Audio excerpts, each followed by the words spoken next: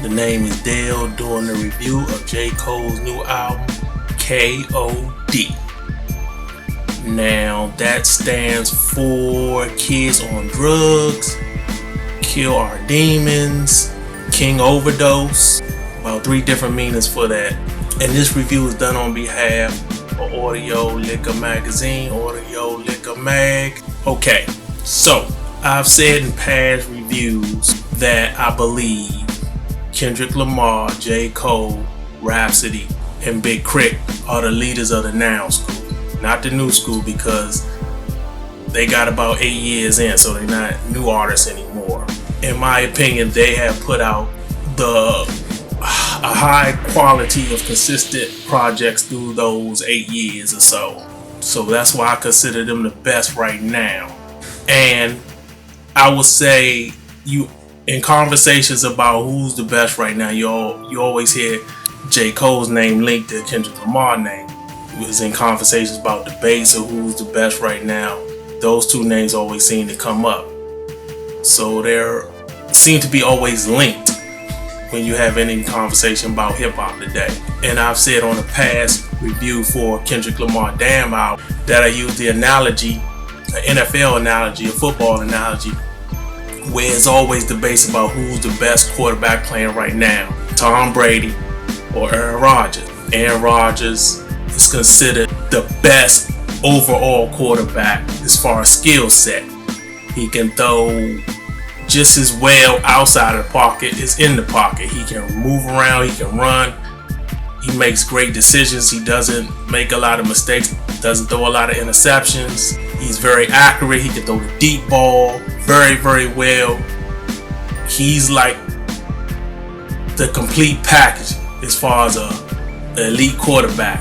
And not to take anything away from Tom Brady has the titles. Aaron Rodgers only had 1 Super Bowl ring. Tom Brady has like 5.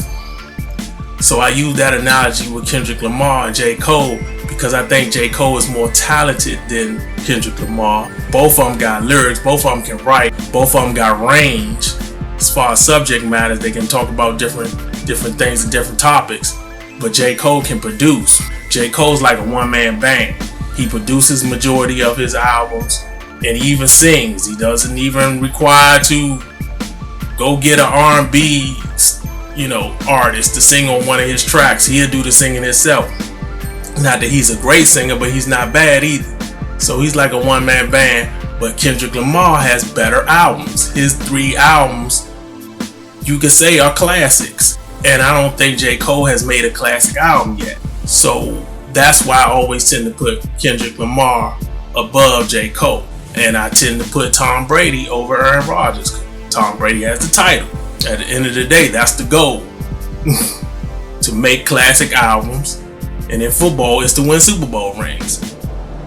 So with that being said, the first J. Cole album that I heard was Cold World. And it was okay. I saw potential in him. He talked a lot about females. A lot of female talk on there. He came off to me like a player, ladies man, sort of, young ladies man. And I didn't really see him. I thought that was pretty much what he was going to be moving forward. But he elevated his content on his second album, Born Center. And this might be his best album. And that's where he impressed me. That's where he shined. I really like Born Center, so I was really looking forward to what he was going to do in the future after that second album. But I was disappointed with his 2 previous albums after that. 2014, Forest Drive, and For Your Eyes Only. I was not disappointed with the lyrics. He's always on point for the most part with the lyrics, and I was not disappointed with the content. He elevated, he was more mature, he talked about some serious issues, it had substance. That wasn't the issue with me. The issue to me was the production. I thought the production was dry and kind of lifeless. It lacked energy. I was bored at times listening to them 2 albums. They didn't have really a lot of repeat value due to the production. The production wasn't whack, but it was just bland. It was just there. So I was kind of skeptical going into this new album, and he got a lot of praise on those 2 previous albums for not having any feature rappers. You know, him pretty much doing everything himself. And that's the case with this new album. This new album doesn't have any features. It's pretty much him doing everything himself. He's like a one-man band. I think he produces everything with the exception of one song. He's singing. He's pretty much doing everything. But this album is much better than those last 2 previous albums. So he's kind of elevated his production. His production is still in that same style, that same vein, but it has more kick to it, more emotion to it. It's elevated. It has more energy into it. It's still mellow. It's still kind of melodic, but it's better than it has been in the past. So I'm gonna get into this review of K.O.D. The intro is just that, an intro. It has some singing in it, some spoken word. You can say words of wisdom. I dig the horns on the track. Cool way to start the album. Then you have the song K.O.D. It has a trap sound to it, but with actual lyrics. I'm not a fan of trap music because most of the time you got just mumble mouth rapping on there. You're not really getting any good content, but this works for him. I like the hook. It's simple production, but it works. Next track, you got Photograph. Him singing on the hook. Well, I say part of the hook, and then he has the actual hook, you could say. The production is solid. Then you have a track called The Cutoff. Only song that I don't care for. This is the only song on there that I don't care for. It's like 12 tracks total, and this is the one I really didn't like, and that was mainly due to the production. It has like a old school break beat, which really didn't work. So we go on to the next track, ATM. I really dig this joint. Love the hook, love the beat. The lyrics are on point. He has a video for this. It's a cool track about money. I like what he's saying in there, but still the masses could digest it, but it has an underlying message to it. It's not really preaching to you, and you don't really hear the message on the surface. So I really dig this joint. Motivate, that's spelled MOTIV and the number 8. Has a trap feel to it, solid joint. Get money, use that joint from the old Junior Mafia joint. Then you got Kevin's Heart. This might be my favorite song on the album. It's a female relationship joint. Him singing on the hook. The production is nice.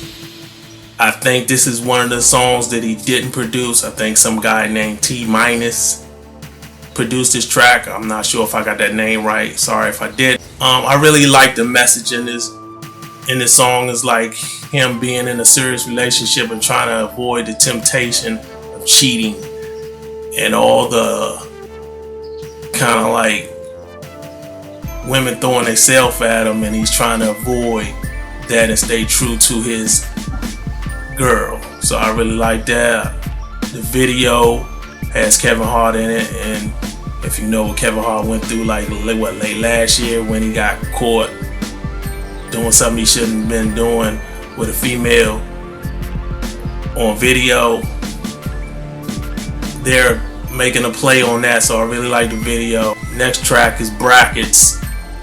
I dig this song just based on him using Richard Pryor at the beginning of the song. I'm a big Richard Pryor fan. He's one of my favorite comedians. He even got the Richard Pryor record back here. This is something I said. That's not where he got that from, not that particular record. But being that he used Richard Pryor, I was like laughing. I laugh every time I hear this line that Richard Pryor says, and he uses it very well. Had me laughing. It's a song about taxes and him having income now and being financially secure and all the kind of stuff that comes with that. And like I said, him talking about paying taxes, things of that nature. So I dig that.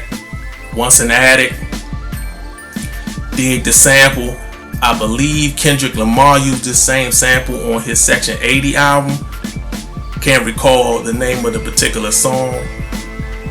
I believe it's Corinthus and something. I forgot. It got BJ, the Chicago kid, singing on Kendrick joint that I believe used the same sample. It's a deep song about his mother, who has a drinking problem, I guess at this particular time in life. And she goes into depression and hits the bottle hard after his father leaves her. So it's a deep song, not that long, but good nonetheless. One of the standout joints on there. Then you have Friends featuring K.O.D. That's basically his alter ego. It's about drug addiction.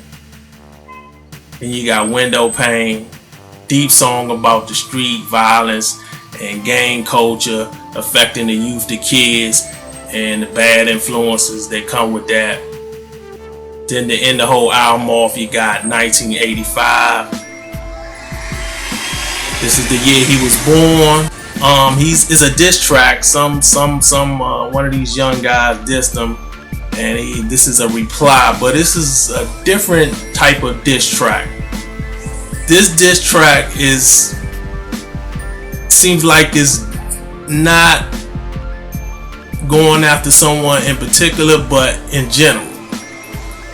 And he's almost dissing them, but also giving them advice. It's more so giving them advice than disrespect. And it's really on some grown man shit. I like how he did it. The production is decent, it's nice, I like it. That's a good way to end the album. So overall, I would give this album a B+. I was thinking A- when I first listened to the album, but then after listening to it over again, it's not as strong as I thought initially, but it's still strong, very strong, definitely worth getting online or however you get your music. So it's a strong B+. And there you have it.